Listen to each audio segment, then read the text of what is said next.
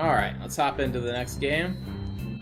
Scrolling. Looks like the only person I have in the game is Jelly and her opponent, so we will hop back to the Jelly Fellerin match. That is over, so we will not hop back to the Jelly Fellerin match.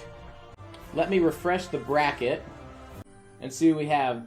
We have Lizmaru and Mr. Death and Jelly as the two final matches going on. As we're wrapping up round 2, looks to be roughly 20 minutes early, if they are truly done with their matches. Lizmaru is not in another game. Jelly has put us in a very odd battling in a friend challenge, but we can see up. No, we can't see Fellerin at the moment. She is versus Fellerin. Yes, yes. Let me refresh the standings. They might be updating their scores as we speak. Checking on Fellerin Jelly. I don't see scores updating yet, so they are likely in-game. And that there's just a visual bug. Lizmaru versus Mr. Death. That game is being updated right now, so they are done. Interesting, Lizmaru did bring a mono green list. If we get time later, as we get toward the finals, we'll take a look at some of the lists. Every now and then a game bugs out and we can't pull stuff up, and that looks to be what is occurring here. Because Fellerin's disappeared from our friends list entirely, and that's probably what caused the bug. Because we had him for earlier. Well, if there was any time to take a look at deck lists, now is the time. And what we're going to look at first is Doll Forager. Or Dollargraz. Alright, so his name bothers me, because I see the Team Azura at the end, and in my mind, I cut that out of the pronunciation of the name. And so I see Doll for RGR Forager. No, it's a dollar, using the 4 as an A as leet, and then Graz, Grazz. And as someone who has advanced into the semifinals twice, I'm curious to see what they're running. As I keep refreshing the bracket on my end, just to note anything that changes there. Now, his lists were published after the end, so I'm also curious to see if he's even bothered to change his lists, or if he was just like, you know, I placed second. My lists did what they were supposed to do. I don't think there's any changes I need to make. Alright, so pulling these over. And then let's put them up on screen. First one we've got here is the Battle Mage. Mono Blue BMs. This is the one he closed out his last game with. We've seen most of the cards from it. This is something similar. The blue package is similar to what I took to the Masters last year. I really enjoy the blue package. I think it's got a lot of versatility to it. And a lot of the ability to, when you need to go phase, you just flip a switch and you start racing. And flipping that switch doesn't appear to be that hard. There's the Goblin Scout running the single copy of Banelord. And then, have we seen the Warrior? I don't know if we've seen the Warrior from him. Looks like it's a mid-range Warrior using Withered Hands to counter actions and control. Syl to kind of try to get that last little bit of burst damage. Single copy of Wilds Incarnate. So is that something that he does with his deck builds? Where he just runs one of the top end? Like one of Banelord, one side, one Razum. Obviously those you can only run one of. But like one Syl. I like the way he kind of fades his curves. I've never really done a deck build that way intentionally. Sometimes it's like, well, I just want this and it's my top end. But I like it. It's got an art to it. I do believe those are the lists that were brought last time. And that our tribunal opponent was just like, ha ha ha, ha ha ha. Did you say Withered Hand? No. You are not permitted to play Withered Hand. So I now have Fellerin and Jelly both showing up. We have gotten scores reported. Lizmaru carried 2-1 over Mr. Death. Insert previous joke here. I don't have scores from Fellerin and Jelly. Notably, we've not seen any invade yet today. Farkas, you still have your 2 featses out. Are you rating this pause 2 out of 4 featses? Or is that just like, well, until another game occurs, you can't change the feats rating? I can't think of anything where that... It's like if you're at an auction. where the auctioneer, once they get a bid and no one's bidding higher, they'll just repeat the same bid time and time again, as they're just confirming the bid, and then they'll try to talk the price up a little bit. Get that reset on my head. Alright, let me go refresh this, and we'll recheck it one more time. If it's not here and it's not there, I'll message them, figure out what's going on. I didn't have any notes in Discord to attend to. We will reach out to Fellerin. Oh, that's right, teleports him up to the top. 1-1, she's on a break. Alrighty. So we will wait, and I knew we couldn't finish 20 minutes early. We'll wait for Jelly to return from her break, and we will get on it. I wish I had a thumbs up emote here. I use the thumbs up emote way too often, where I'm just like, yep, because it's an easy shorthand for, I see what you said, sounds good, I like it. It's a versatile emote. I mean, maybe it's an anti-cat emote, because cats don't have thumbs. I haven't thought about that. Farkas, what do you think about the thumbs up emote? Kitty kitty. Kitty kitty tired. Kitty kitty be like, let me sleep. I need to conserve my energy to move to the food dish when I am fed in an hour and 10 minutes. Hour and 13 minutes. Oh, and because I see Jordan in the chat, it's 10 minutes late, but I should say, you had the best screenshots for victory of any uploaded screenshots from last time. Because he just uploaded a meme. And I like it. Because I need the system just to take the evidence if there is any contesting. Because otherwise what will happen is it'll shift out and then it'll be he said, she said, and I'll have no way to rely on things. But I like the uploading a meme, because I don't care what you upload as long as there's no issues. So if she's going to be playing Dagoth, and he's going to be playing Guildsworn, let's go back to our deck lists, and we're going to get those specific ones pulled up. We're going to do our homework for once, boys and girls. I haven't done my homework in forever. Alright, so let's see. I need to find Jelly's deck. So let's pull up the match, and I think I can click on it from there. Looking for her Dagoth list. Did I get it right on the first try? I did. Cool. Oh, she uploaded a big picture. We're going to have to zoom out for that one. Alright, then we need Fellerin's Guildsworn. Is that deck one for him? Loading, thinking. Man, I got them both right the first time. Alright, let's pull these up for everyone to see. Alright, so, we're going to start with Jellies because I've already got my zoom set properly, because what's zoom 100%? Oh, it is set to 100%. Maybe I was zoomed in for some weird reason. So here's her Dagoth list. Mid-range Dagoth kind of goes with that blue package, but she's added a little burst with a single copy of Swift Strike, and then putting in Leaf Lurkers, Tazcad, Queen for a little bit of health gain. Obviously, triple hand of Dagoth. 3 times Awakened Dreamer. Susan Pawnbroker. She's running a single copy of 6 House Amulet. I was going to say, that goes really good with things like Mournhold Trader. A lot of one-ofs in here. Stormcloak, Prowl Smuggler, a one-of Premium, one of Halalu. Yeah, it's really interesting. Kind of going with a hybrid singleton where she's teched in. That's really more of a... Teching in 1-drops is something that I see a lot with Magic players, and I know she plays Magic. Because I forget the exact rules for Magic, but you run of X number of your core, then you run X many of utility, and then you run so many of incidentally useful cards. But anyway, then switching over, and this might be why I had zoomed in once upon a time. So we could see what's going on here with Fellerin's list. So he's running Guildsworn. A bit of mid Guildsworn. So we're going to see a mid versus mid. I think the Guildsworn's going... If the Dagoth can't close, I think the Guildsworn is going to be favored. Because it has big finishers like Sothasil, Marak, Manticora. Things that are able to just basically say, this game is over, I have won, thank you. I mean, Manticora is not as solid as those other two, but now that it has guard back, it's not that terrible. Terms of prophecies, running a lot more 3-ofs.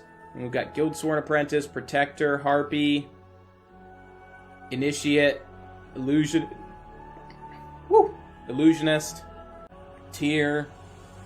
Oh, I missed Bolt. So decently high number of prophecies. I think that's going to put you right around maybe 2 prophecies per game. Let's do a double count. 1, 2, 3, 4, 5, 6. That's 18, 19. So what is 20 out of 75? A little bit less than 1 and 4. So between 1 and 2 prophecies per game then. Not bad. Oh, Javelin. That's going to put it solidly up into 1 and 4. But still, I think it's a good list. I think Felerin's going to be favored going in. But they are in-game, so let's hop in and see how it works out for them. Jelly's motto is going to be go face early, go face often. Get as many of those wards down. It already isn't looking good. So 9, 5, 7, and a utility 1 versus 2 control Fel the Mighties and a ward crafter. Joyous. It looks like Jelly's got what she needs, and again, Felerin doesn't have... I mean, he's got a little... His hand is better than it was before, where he had 2 Fel the Mighties and Rages. He's able to use the Fel the Mighty here and Guildsworn Revitalizer to pull some health back. And that health gain is going to be key to him trying to continue this game. Just keep Jelly off of his face. Clear as many creatures as possible.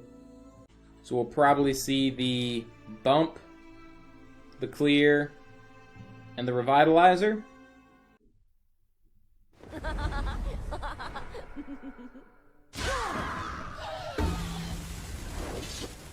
Felerin agrees, takes that route. 7 Magicka. We're Jelly. Joyous. Belligerent Giant to flip the Daggerfall.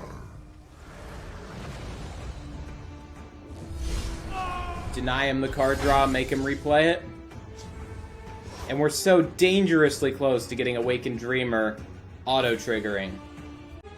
And what we're going to see is a Fel the Mighty clear this, I imagine, followed by the Daggerfall coming back down. Gaining 2 health. Could see the ring used to put Dushnik down to get a guard. A guard would probably be all that's required for Jelly to need to Shadow Shift.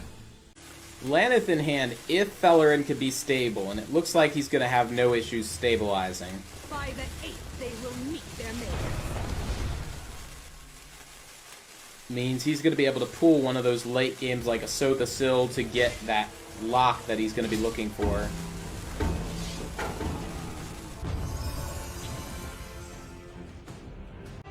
We may see the shift from Jelly to see if she can get a 5-power creature. She picks up the Hand of Dagoth. That's exactly what she was looking for. It gets her the drain, so she's not at a risk of Felerin racing. Felerin now out of easy answers. Probably going to Laneth for a Marak. A Marak? You can't play a Marak, so going to have to Laneth for a, Doohickey. Manticora. Alternatively, may go for a Dushnik, ping the ward off, Wardcrafter it, and drop a Guildsworn Revitalizer into that lane as well. Is Shy of the Magicka required to Dushnik ping his own ward off the Wardcrafter, Tome Wardcrafter? Sorry, Daggerfall. Then put Tome on and Wardcrafter. Jelly, if he goes that route of playing multiple small creatures, and actually even if he just plays the big creature, we're probably going to see a Murkwater Scourge followed by a Leaf Lurker. Just clear the creature, open up the path to face. I sense great power. Here comes the Manticora pull.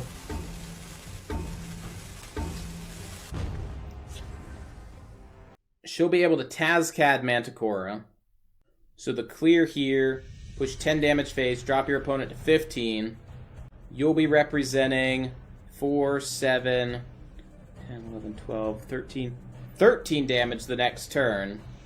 after Manticora comes down, clears this, and you Tazcad Manticora away. So she's going to go ahead and split lanes. Use Leaf Lurker for the clear. So she's playing around a Dawn's Wrath. That's very intelligent. We would expect nothing less of Jelly. Execute coming in too late to be useful. Pulls Marak as well. There's 3 top-end cards for Fellerin. Manticora, Marak, and Sothasil. He's got 2 of them in hand. Obviously one from his previous pull. Other options. Vigilant Giant, Wardcrafter the Giant, which will end with a bump, trade, Tazcad through. So it just changes what's left on the board to a hand and a Tazcad versus a Tazcad, a Durzog, and an Awakened Dreamer. So that is actually, knowing Jelly's hand, the better play.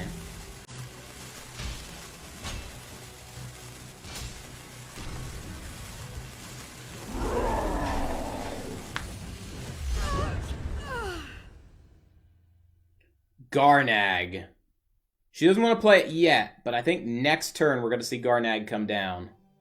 Because Garnag now would shut her off from Tazcad. Although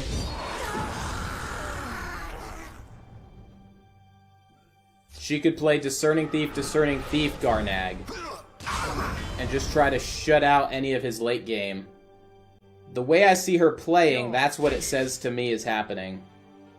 And then if Garnag dies, you play Tazcad to win the game. Quicker than your eyes. My paws are quicker than your eyes. We must protect the Night Mother. Fellerin knocked down to 7 Magicka.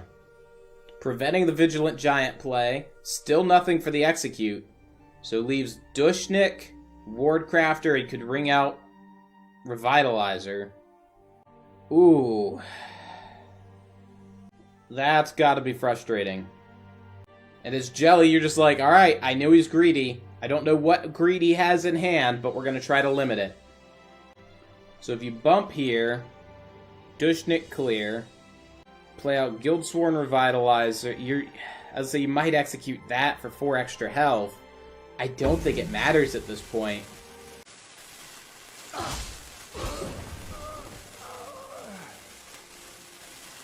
We must protect our stronghold.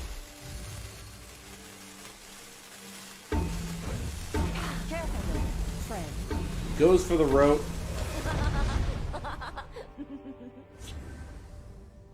Has the bump, the breakthrough. Gonna draw first. Cycle the Palace Prowler. No one gets through. Hits Tear off of a Prophecy. Okay. That's what Fellerin needs to turn this around.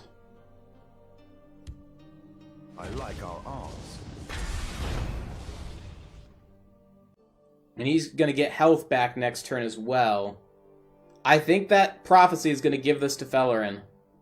Because Jelly can break through, put Fellerin down to 5. But then he's gonna get 4 health back on the next turn.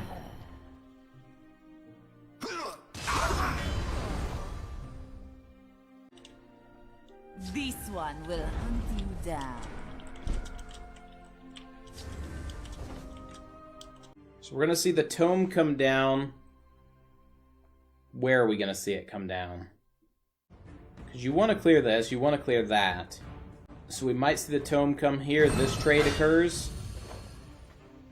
That's you losing your guard, though, so maybe tome was supposed to... Well, you can put down Protector. Is Fellerin going to opt to get 1 trigger on the 2 health to clear Garnag? It's very dangerous in my mind to leave Garnag alive.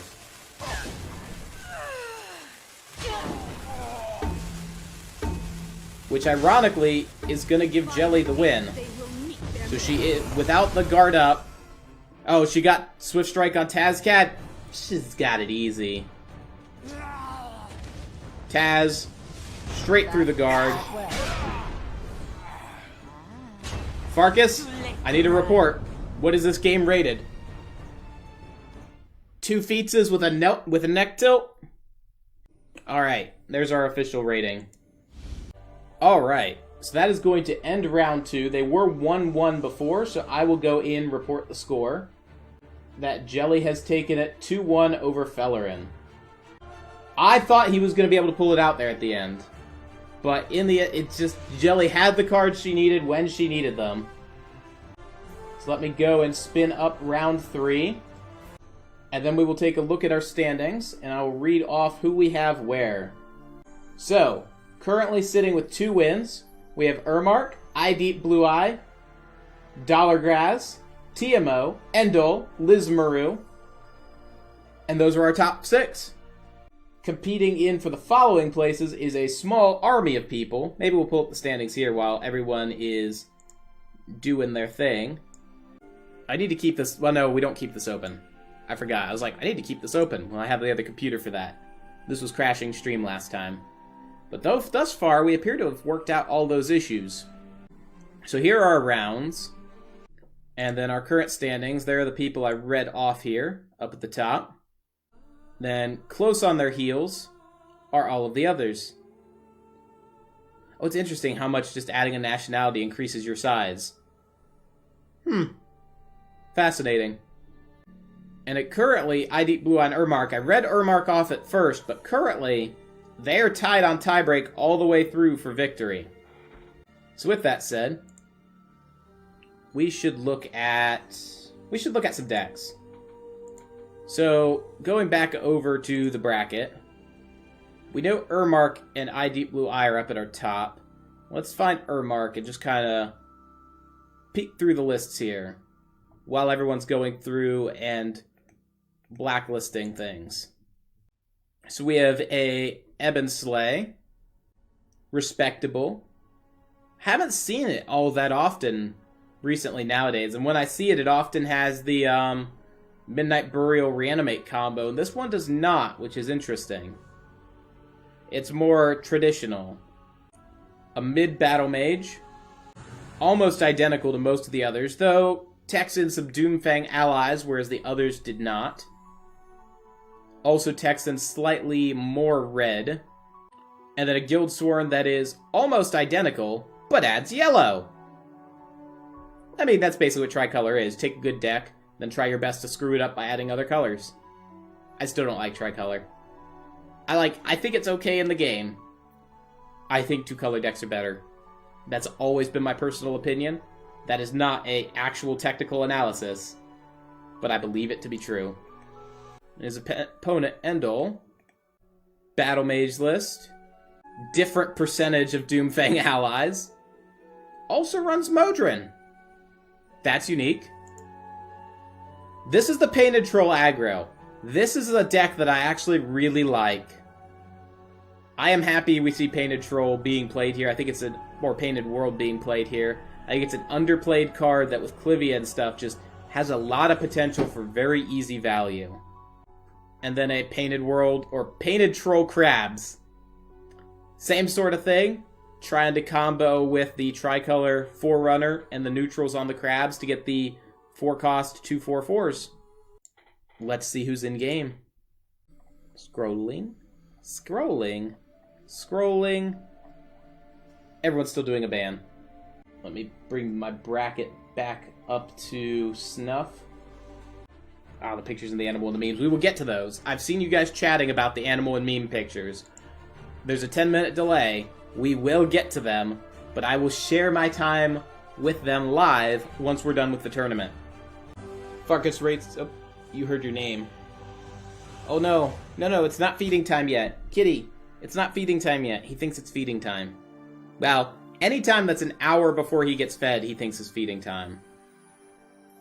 Alright, so our goal is to hit our top finishers. So I see Aquaman in game, but we're looking for Ermark, Dollar, Deep Blue Eye, Endol, TMO, Liz Maru, or Seth Dove. Endol is in game versus... Well, we just looked at that one. I thought we were friends with his opponent. I'll make sure we get that sent out.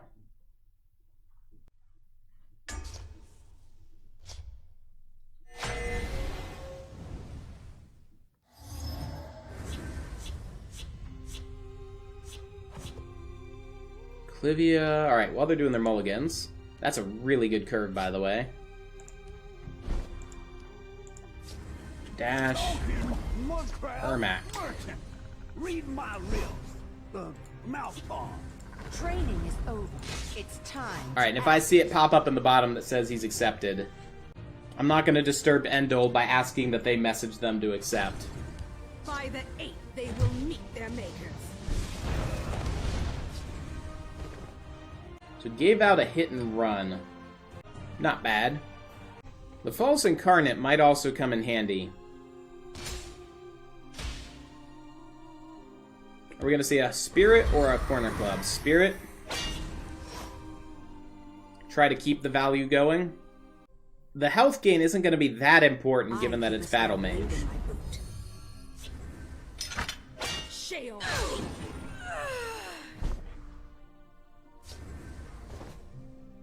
Are we going to see a pause to kind of clean up board?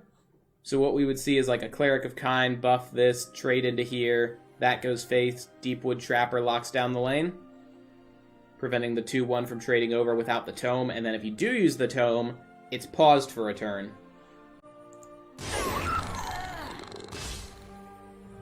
Care to make a friendly wager? I'm ready for anything. Opts to go for the trade down, and then try to control the Daggerfall this way. Gall and My friend would like a word with them. Has the Rapid Shot, I'm assuming, for the ping there. So at least stops the 4 damage phase.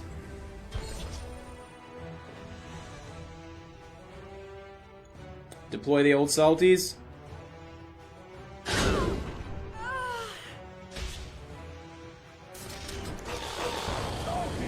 Oh, that was perfect.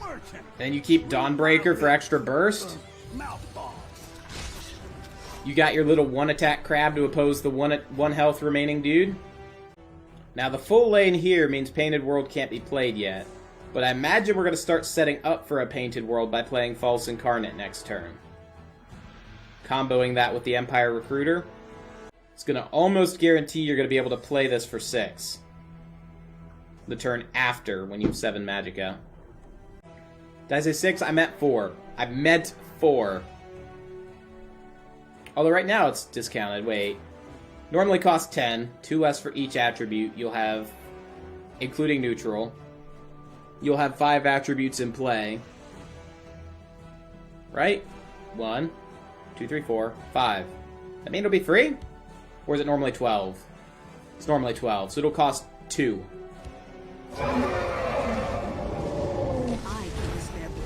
You need to set... Well, you won't sack a crab. You'll wait for your opponent to clear your board. So trade here first. You can't deal with this getting removed by some odd prophecy. Then just start sending... Maybe start with Spirit. Then send all the little dudes. You also don't want, say, you just start going face here, then they bolt Spirit, and then it lands on Mudcrab Merchant. Crab is doing his job. Alright, a little bit of board control, putting him 7 damage exactly at 11. That's not bad. One might even say that's ideal. A lot of thinking going on here. How many cards does Ormark have? 9? Could have... Well, you're still going to force him to overdraw 1. I don't think I like this path better. I see what's doing. He's setting up for I'm able to go face and win. Whereas I was setting up for a 2-turn win solution. Endol's got Ermark's list in front of him, so we're gonna trust Endol's making the correct decision here. You can trust me. Overdraws the 1 copy of Telvos. That is the only type of pseudo health gain that Ermark's gonna have in his list. Will keep you safe.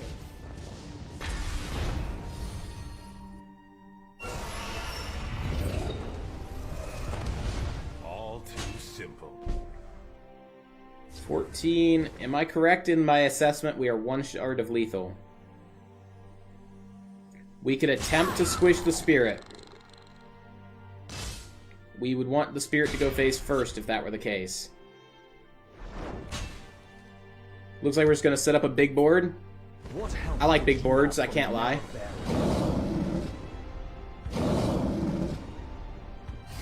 by the light of Jom and Jom. Just needs any one of those creatures to be able to connect. Aramark is just like, I'm done, put me out of my misery, and the troll finishes it. A very good round one. We will be watching this full set of 3. So we'll wait for them to get back into game. Well, we'll be watching the full set of 3 if Aramark adds me. Otherwise, we're going to go where we can see both sides. I'm looking to see who else is over there. We've watched Dollar already, but Dollar is in game. But I can see both sides, so I think we're going to switch. I'm going to immediately contradict myself, because I can. Telvanni versus Battle Mage. Okay. Able to start cycling that dagger out. Into a first rune Harpy Prophecy. Non-ideal. Exalted Temple Conjurer. All power. I am the god in the light of the 3. So what are we holding on to up here? Hist Mage, Negation, Ice Storm. Ice Storm would use our last ring charge. Alright, cycle the Bendari. Just gonna force trade this down. Ring out a Hist Mage. That kind of makes the ring charge permanent in a way. We're gonna see a... Ooh, I was gonna say a Wordcrafter. A Wordcrafter doesn't really combo with anything right now. And if you trade, you pull out Feek. And then you use Wordcrafter to get past future guards that, say, a Necromancer pulls that back.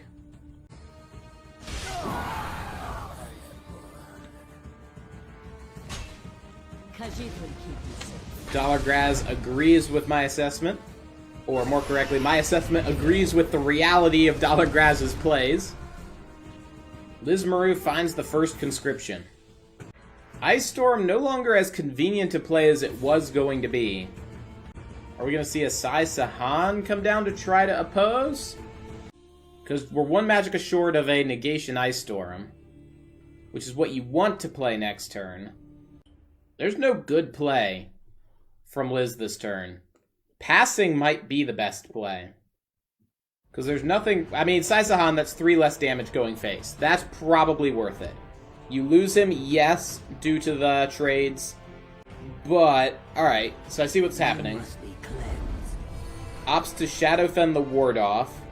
The idea being that a Ice Storm then leaves both of these alive.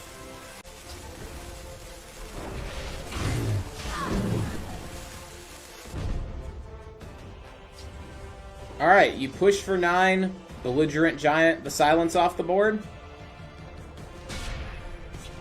Barring any unforeseen prophecies.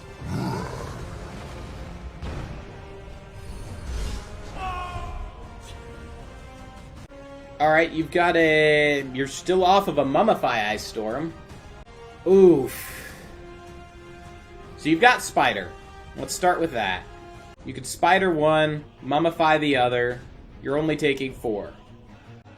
That uses 6 Magicka. You really don't have anything for your other Magicka because you don't want to shift Spider away.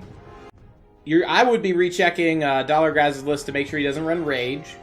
If he runs Rage, I'd hit Belligerent Giant. I don't think he runs Rage, so it'd be better to hit the Atronach.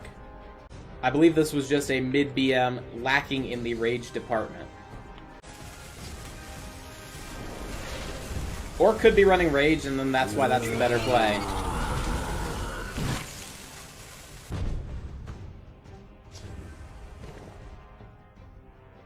Put your opponent to 9. Drop Telvos, Infield, Wardcrafter Shadow, reward up the Atronach. Prevent that Spooter from acquiring what food he wishes to feast upon. Alternatively, there's a double rapid shot to clear the Spider, followed by a Telvos. You still go face just to see what happens. You're dangerously close to winning the game here. You just need to connect for 3 next turn.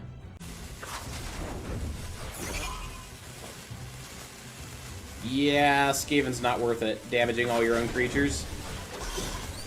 Perhaps we can help one another. Finds another Ice Storm, but that is going to be game. I don't see a way in here of getting all damage but 3 stopped, because you need to be able to block both the Atro and the Telvos. There's nothing on board for you to Sun and Shadow. I think it was just an awkward way of ramping, as well as just drawing your top end. Ice Storm, Psy, Lana, Conscription, Shadow Shift, but you can't leave items on board because the Battle Mage is religious about removing them while they're going face. Shadowfen, Sun and Shadow, Ice Storm. All of these have been reactive plays, but a deck that the reactive plays can't interact with efficiently. I'm going to go ahead and even be so bold to say that Alfiq won the game, because that's what made that Ice Storm useless. Without that Alfiq, the plan was to go Wardcrafter with a smaller creature, and then the Ice Storm wipes. This should help.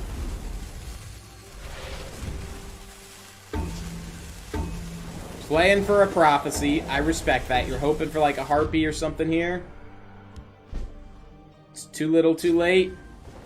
Even found a Bolt in hand. But there's game. A good round 1. Or what I assume is round 1.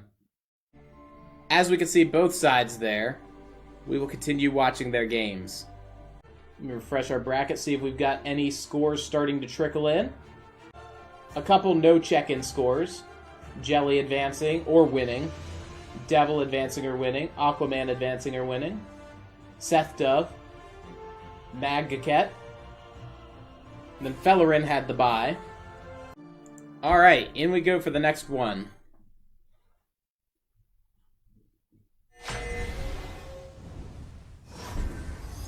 May you walk on warm sands. So this time it is the Battle Mage versus the Assassin. You can trust me.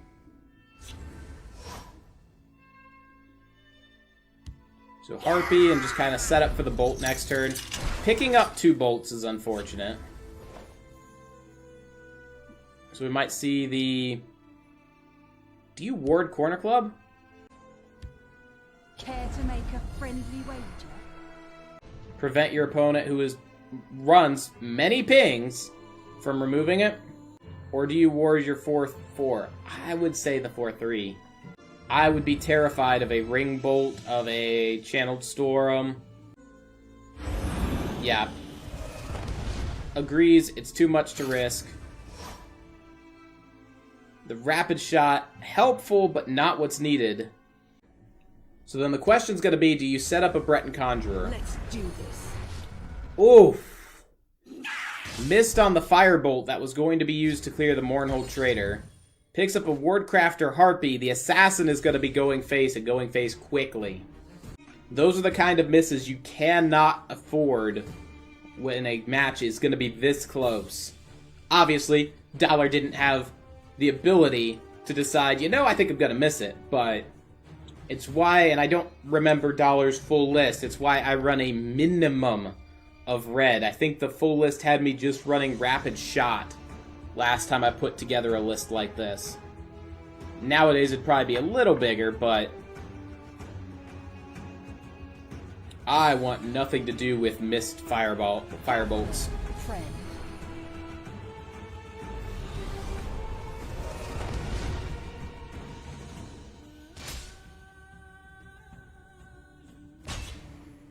Garnag was the pool. Also not useful in this matchup. Now, Dollar did win the last one, so he is going to have the opportunity to try again. And this isn't officially over yet.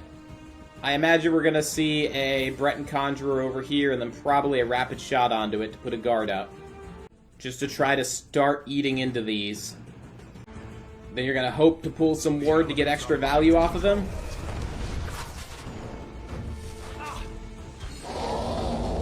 Pulled a Harpy off the top, so there goes one of your prophecies. 3 of your prophecies total in hand. So we're going to see a Sentinel Reclaimer, Crown Quartermaster, a Dagger, trade for 8 damage face. Reclaimer probably goes here because natively it survives a trade with the Harpy. Liz seems to be agreeing with that. Alright, switch cards, but obviously if this is in the field lane, that's in the shadow, making full use of it. Gonna hold back the Sentinel Reclaimer until you've checked full for prophecies. I can respect that. And Kano, not gonna be useful. Mighty Conjuring, great, but not right now. Okay, so you didn't get another ward.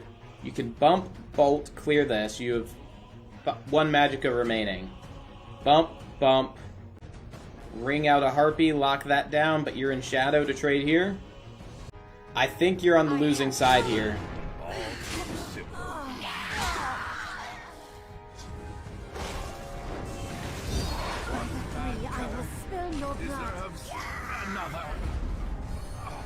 Could opt to shackle here just to keep extra, but I think you want that rune break. Well, you know your opponent's got 4, 5, 6, 7, 8. Yeah. They have lethal in hand. It's just a matter of how many turns it takes for them to play it all against a deck that can't gain health back. The early ward over here and the miss of the firebolt. Back to back, that was just too much for the decks to be able to handle. And Liz, barring a Miracle Prophecy, is going to take this. Like, all of a sudden, Dollar has Dark Harvesters in his list, when there's no Dark Harvesters in the list. You have 7 Magicka for next turn, so you just put your items on, go face, drop the Jackal. There's no reason to play Blood Sacrament this turn.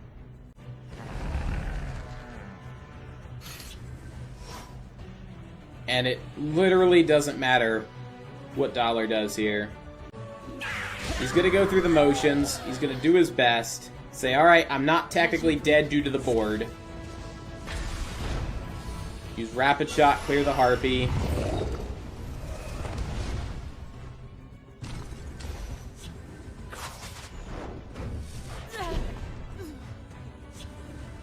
And draws even more 4. So yeah, Liz just closes the game out.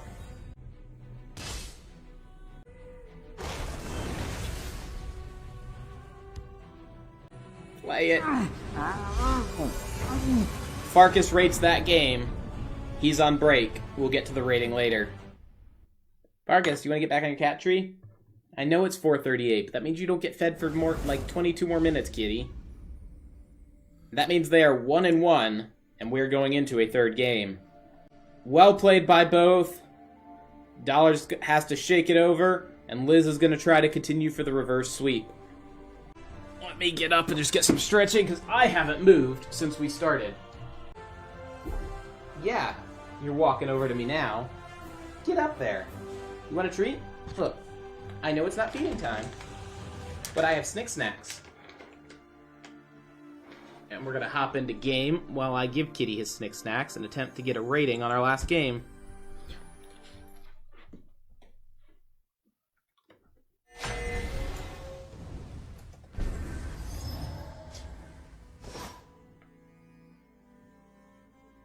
You gotta get up there and get them. You can't just sit down there.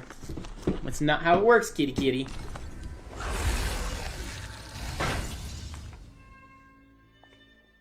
I don't think he noticed. So it's the warrior list we've not seen versus the assassin.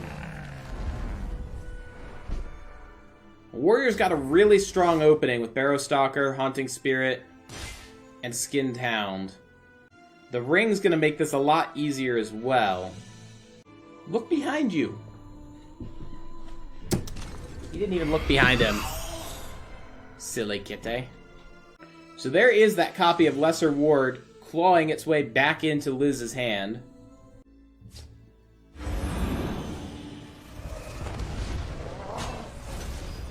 They cannot hope to outwit me. We might see the double Barrow Stalker play and then the trade in to try to hit one of the but on the buff onto the drain. Alternatively, both Barrow Stalkers could go field, but the thing is, if you miss, you're not getting value. You're gonna get value over here if you miss. Because that goes up to 6, even if he's... faces the place? Apparently faces the place. You do have a sower that you're going to be able to drop into the shadow lane. That appears to be what we're going to be relying on. Of the living. So we're going to be saving our... Smell the stench. I'm going to shut up now. Is that 4 drain enough to warrant a shadow shift and start trading?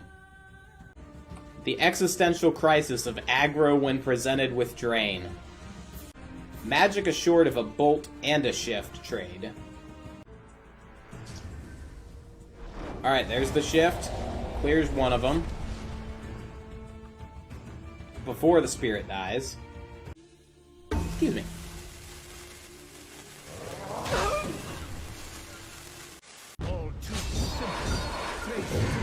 I say, Dollar is chanting, spirit, spirit, spirit, spirit, spirit, hit it, hit the Barrow Stalker, and it did. All of that chanting that I heard worked. Covenant Plate, a bonus 3-1. You just equip that to the Barrow Stalker? And be like, I've got an 8-7 drain, let's race! Well, let's see if we can find something useful.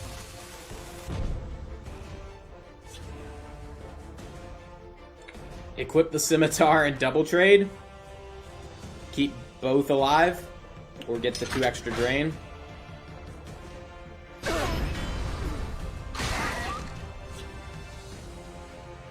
Right then, so we're gonna Forked Bolt that off. We're gonna Lightning Bolt it. And... yeah.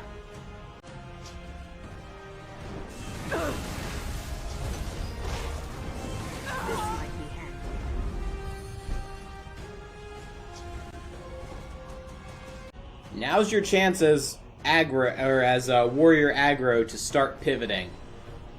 Break your opponent's face, put down the sower, and get ready to try to draw an orc for Headhunter.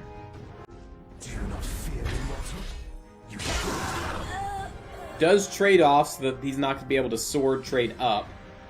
So we see Black Hand come to Shadow, Corner Club come to Shadow, discard Dagger. You still have 4 power you're able to put on the Black Hand to get your own drain up and running. What I thought was going to be a runaway game has just shifted because of that Black Hand Messenger pick. Doesn't have ways of giving it health or otherwise protecting it, so a Spirit opposing will be able to trade in. But it might be enough to offset the tempo lost from that Barrow Stalker. Actually, realistically, probably not, because we're not answering the sower here. The Black Hand sees all. So he's going to equip the sword now to force the trade. And equip a dagger to really hit home that point of, you should trade. The Dragon Tail Spirit trade.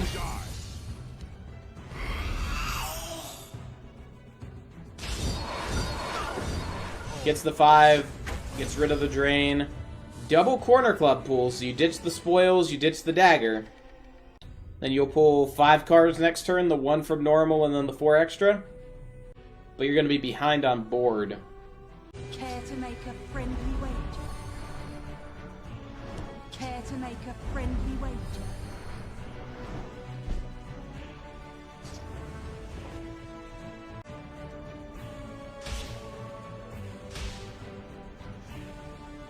You put the Spirit over in Shadow just to kind of get the trade and value next turn, or do you play Headhunter and go face? Because your opponent's going to have 5 extra cards next turn. Giving them 1 or 2 more won't really make a difference in my book. And with Assassin, they still can burst reliably quickly, so you kind of want to make sure you can control down their board, even if it's just a little. I think Haunting Spirit does that.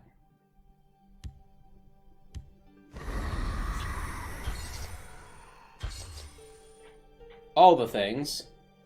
2 Camlorns, a Facer, a Bolt, a Shadow Shift, and then a Blood Sacrament that was picked up off the rune. So you know what your opponent has in hand. Costs more than 4, or they would have played it. For $1, that's a very limited number of cards. One of them you may suspect is a Wood Orc Headhunter. So you might want to shift it, but if you... Here's the problem. Your loot, I think you need to go face. My logic behind needing to go face is that you have more burst than orcs do. Yes, you're a turn behind. And 3 points behind. But you run bolts, they don't. You run Blood Sacrament, they don't. You bet on the wrong side. Even where you are at the moment, I think your current race is superior. You bet on the wrong side. So gambles that by controlling down the spirit, he'll be able to get into a good position. I agree with Dollar that you trade. You're risking a prophecy, but again, I think you have to. No good proactive pools. Well, that's not true. A Crown Quartermaster's good because you could dagger and grab the trade. Then you can Cliff Facer down the spirit and get rid of the spirit value. That would cost 1, 2, 6 of your magicka, so you have 3 spare. I keep a spare blade in my boot. Goes for the more intelligent play of using the dagger on the Cliff Facer so you don't trade your character away.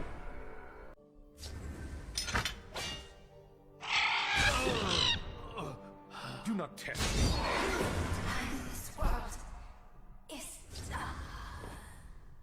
So herein is the problem. Well, no, you gain charge. No, it is a summon. It's a summon you gain charge. Close ranks, let nothing through. They will carry the blood price. Oh! Into a Prophecy Bolt. He was going to be 1 away from lethal. And now, let's see.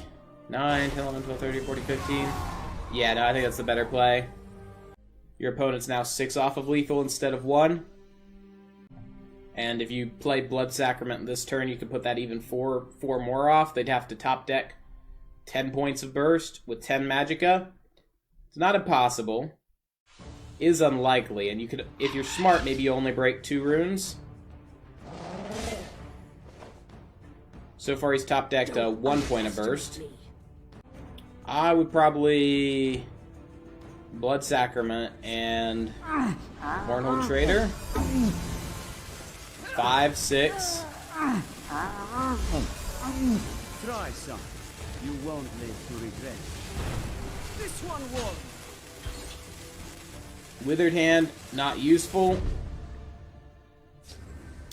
And that's going to close the game out. Dollar was not able to close. He had a really good opening, but Liz got the card she needed, and the Prophecy did him in. If he hadn't hit that Prophecy Bolt, he would still have an extra Wood Orc Headhunter down there. Sometimes you can't control how the cards fall, and that is definitely one of those cases. Liz, well played. Dollar, you did as best you could, given the circumstances.